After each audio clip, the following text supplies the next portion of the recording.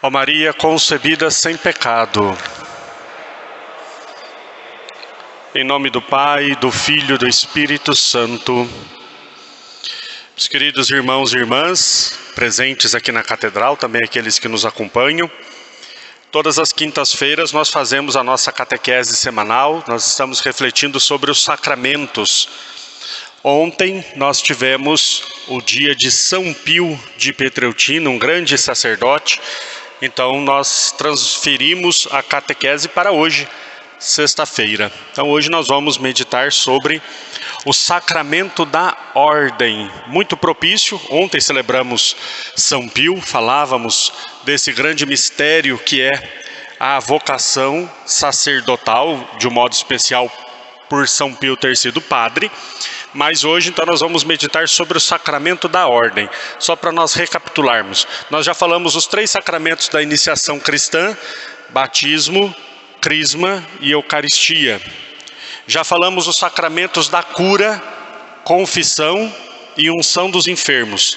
Agora nós vamos falar os 2 últimos sacramentos, chamados os sacramentos do serviço, que é o sacramento da ordem e o sacramento do matrimônio. Então hoje nós vamos falar da ordem, semana que vem falamos sobre o sacramento do matrimônio. São 7 os sacramentos da Igreja Católica. Pois bem, primeiro nós precisamos então entender o que é o sacramento da ordem, né? Ordenação. É interessante essa expressão e esse nome, né? Nós padres, diáconos, padres e bispos que fomos ordenados, nós somos mandados. Né? Tem gente que quer ser padre, mas não quer que ninguém mande na sua vida. Já não dá certo, porque o próprio nome chama ordenação. Né? Nós somos ordenados, em primeiro lugar, por Deus, mas claro, nós temos aqui também os nossos superiores. O sacramento da ordenação, então, confere esse ministério, esse serviço à igreja. O sacramento da ordem tem 3 graus. 3 graus o sacramento da ordem. A pessoa, em primeiro lugar, ela é ordenada diácono. Diácono. O diácono pode ser um diácono chamado diácono transitório, que é aquele que depois vai se tornar padre. Ou também nós temos na igreja a vocação do diácono permanente. Como o próprio nome diz, ele vai permanecer diácono. Né? Esse sacramento pode ser conferido a homens casados. Então, uma pessoa que é casada, ela tem a sua esposa, a sua família, ela entra na faculdade, ela faz o curso de teologia, ela entra na escola diaconal, faz toda a preparação e ela recebe o sacramento da ordem no primeiro grau, que é o diaconato. Então ela se torna um diácono permanente, ela vai ser permanentemente diácono. Né? Esse é o primeiro grau da ordem. O diácono, ele tem o serviço, ele é chamado ao serviço, é chamado o sacramento do serviço. Qual é a função, qual é a missão do diácono? Ele está a serviço da igreja nas dimensões do altar. Ele serve o altar de Deus, ele distribui a Sagrada Comunhão, ele prepara o altar, ele está a serviço da palavra de Deus, é o diácono quem proclama o Evangelho na Santa Missa, quando tem um diácono, e ele está a serviço dos pobres. São as 3 dimensões do serviço diaconal.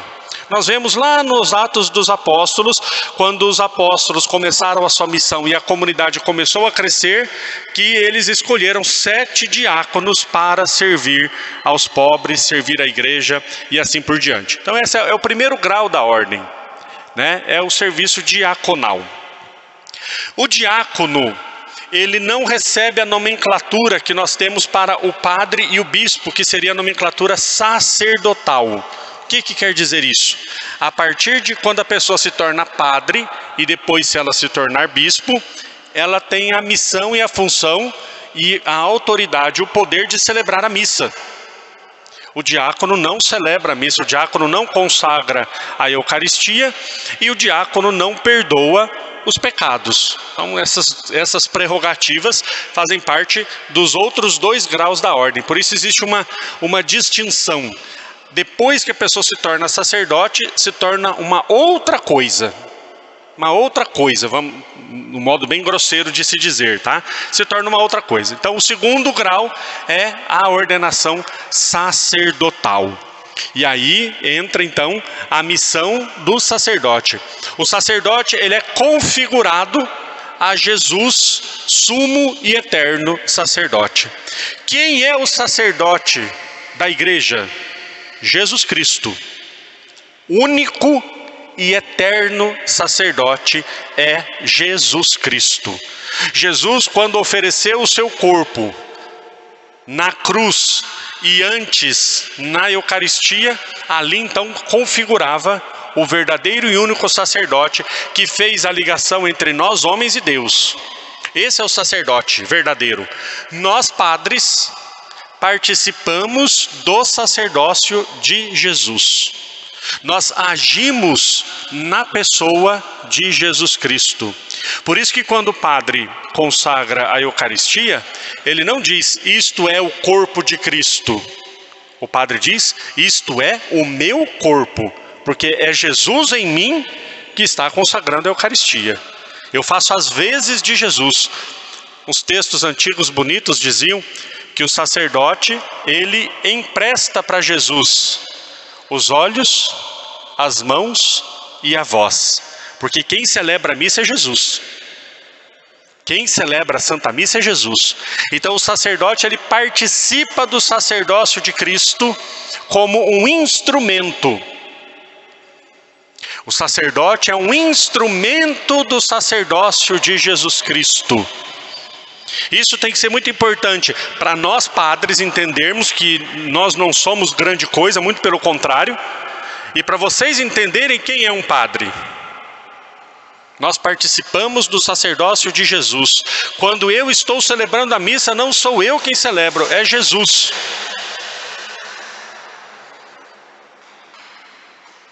É Jesus quem celebra a Santa Missa. Eu já disse algumas vezes aqui na catedral, mas chega um ponto que a gente simplesmente desiste. Desiste. Mas eu já falei várias vezes aqui na catedral. Quando vai fazer o comentário inicial da Santa Missa, né? Hoje nós estamos celebrando o 25º domingo do tempo comum, a liturgia nos ensina, nos ajuda e tal. Agora fiquemos todos em pé para receber o celebrante Padre Carlos. Chega, me contorce por dentro. Padre Carlos não importa. Não pode falar o nome do padre no comentário inicial. Não pode falar o nome do padre. Eu não sou apresentador de programa de auditório. A impressão que dá é que vai entrar um animador de auditório, sabe? Agora recebam fulano de tal. Ei, vem a festa. Não, eu sou sacerdote. Quem celebra a missa é Jesus. O último que tem que aparecer sou eu. O último que importa sou eu. O dia que resplandecer mais eu do que Jesus, acabou tudo. É uma necessidade desnecessária, bem redundante, né? Absurda, de que fale o meu nome, engrandeça a minha pessoa. Isso não é sacerdócio. Isso é festa, é farra, mas não é missa. Quem celebra a missa é Jesus. Tem gente que parece que quer que o nome seja mais falado do que artista de televisão. Mas como eu disse, essa parte eu já desisti. Mas então, para nós entendermos, por que o padre reveste essas roupas para celebrar a missa? Para ficar mais bonito? Não. Porque quem tem que resplandecer é Cristo. É Jesus quem tem que aparecer. O padre se reveste de Cristo para celebrar a Santa Missa. Cada parte dessas roupas que o padre põe, ele faz uma oração quando ele vai colocar essas vestes. O padre tem que rezar para ele se preencher de Cristo quando ele vai entrar para rezar a missa. Aí o padre está rezando na sacristia, colocando os paramentos, e todo mundo vai, padre, não sei o que, padre vai... Aí o padre fala, só um minutinho que o padre está rezando. Nosso bico raça no chão. O padre tem que rezar para rezar a missa. Vocês acreditam que padre reza? Parece um absurdo, né? Tem que dizer uma coisa tão óbvia. Mas o padre reza, o padre se prepara. Por quê? Mais uma vez, porque quem celebra é Jesus. Papa Bento XVI, quando ele foi eleito Papa, ele disse no seu discurso: o que me alegra é que Cristo sabe trabalhar com instrumentos insuficientes. Que humildade daquele homem. Mas é verdade. Nós, padres, somos instrumentos na mão de Cristo. Ah, mas o padre é pecador. É claro que o padre é pecador. É óbvio que o padre é pecador. Eu fico imaginando, graças a Deus eu sou padre, mas eu fico imaginando, por que será que Jesus não permitiu que os anjos celebrassem a missa? São muito mais puros. Claro que são, muito mais puros.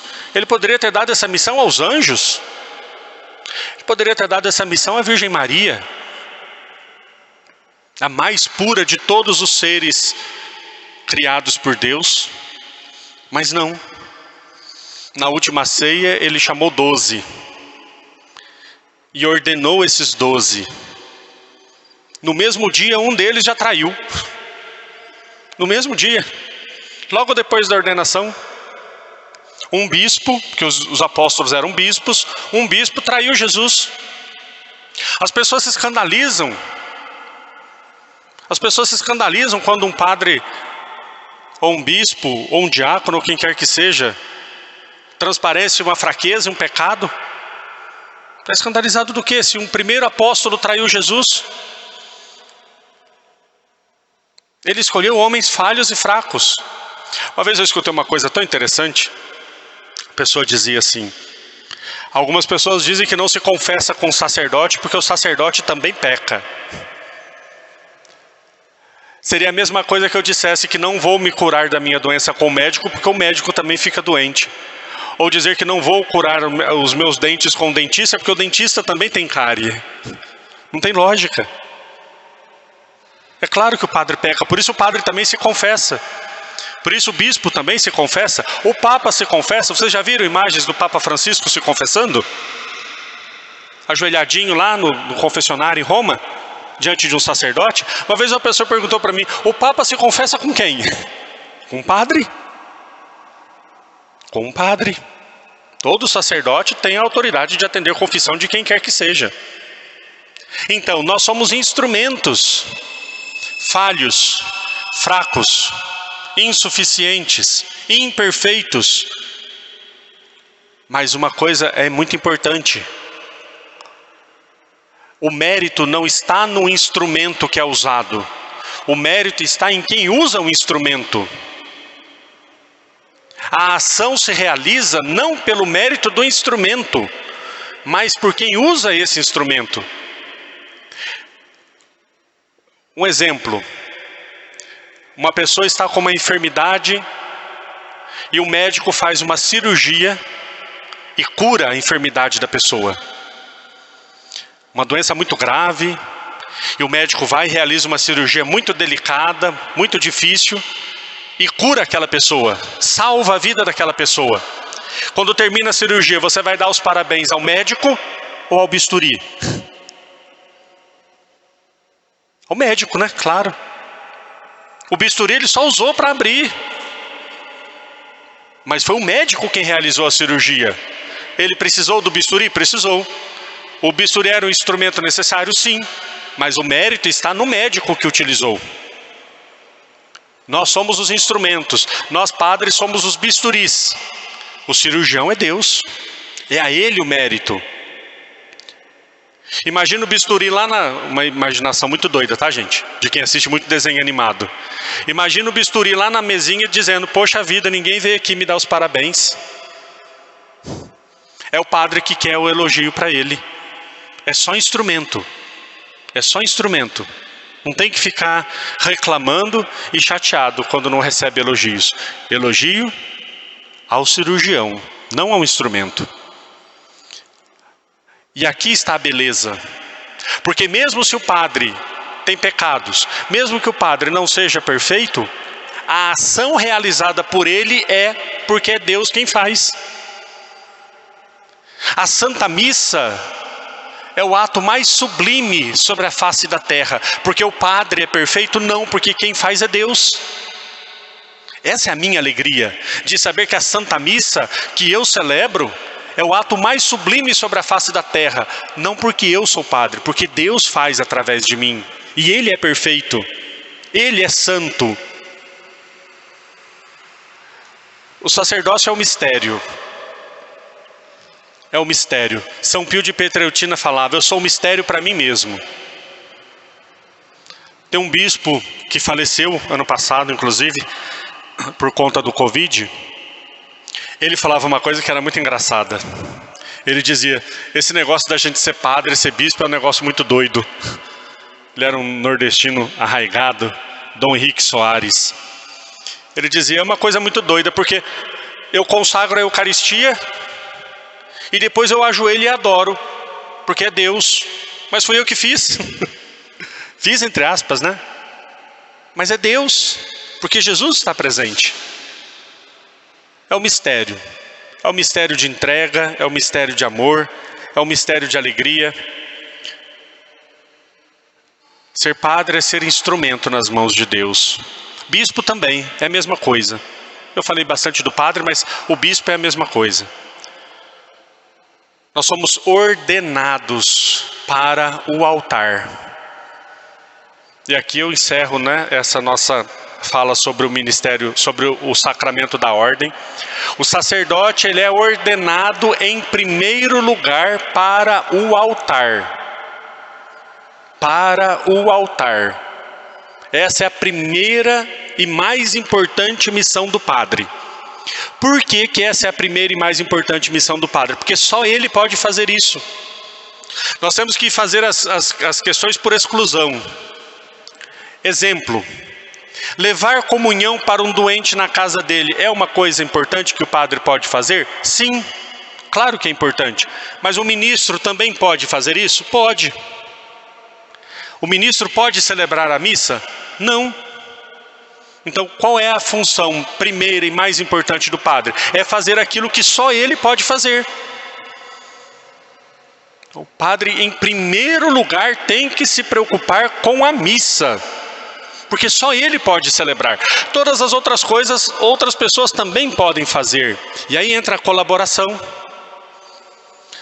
Bater de porta em porta evangelizando. Agora nós não estamos podendo por conta da pandemia. Mas as missões populares que iam nas casas das pessoas, abençoando, pregando a palavra, pregando o evangelho, o padre pode fazer? Pode. Mas um leigo também pode? Pode. Como é que o padre deixa de rezar a missa e faz uma coisa que outra pessoa poderia fazer? Por exclusão, a primeira obrigação do padre é o altar. Se não fosse para rezar a missa, eu continuaria leigo. Se eu falar que sou padre para fazer o que o leigo pode fazer, então não precisava ser padre. Podia ter casado, ter família, ter a minha vida e fazer essas coisas. Agora eu me ordenei padre, porque só o padre pode rezar a missa. E aí, como é que eu não rezo missa? Tem padre que tem preguiça de rezar missa. Reza uma missa por semana, de vez em quando. Padre tem que subir ao altar todos os dias e oferecer o santo sacrifício de nosso Senhor Jesus Cristo. Essa é a missão e essa é a alegria do padre. São Pio de Pietrelcina dizia, a maior alegria da minha alma é receber Jesus na Eucaristia. Que seja de fato a nossa maior alegria. Rezemos pelos padres. Rezemos pelos padres. É uma missão, é um dom, é um chamado. Ninguém tem o direito de ser padre. É a igreja quem nos constitui padres para servir o povo de Deus, para servir o altar. Então rezemos pelos padres. Nós somos seres humanos como qualquer outra pessoa. Nós ficamos doentes, nós nos decepcionamos, nós nos magoamos, nós temos doenças, sejam elas físicas, psíquicas. Tem padres com depressão, tem padres com síndromes de ansiedade. Então rezem pelos padres. Vou contar uma história engraçada para vocês, que aconteceu comigo logo no começo do meu ministério. Só para vocês terem uma ideia como as pessoas às vezes não entendem que padre é gente, é ser humano. Eu estava no supermercado, do lado da minha paróquia lá em Poá. Eu parei assim, a pessoa estava na minha frente na fila do caixa. A pessoa olhou para trás assim, aí olhou de novo assim. Padre, você aqui? Eu falei, tudo bem? Mas padre come? Juro que a pessoa perguntou desse jeito. Eu falei, minha filha, pelo meu tamanho eu como bastante. Não é pouco não. Padre come? Padre é ser humano, gente. Como qualquer outro. Então rezemos pelos padres, pela perseverança, pela saúde dos padres, para que também nós possamos corresponder com a vontade de Deus em nossas vidas. Louvado seja nosso Senhor Jesus Cristo.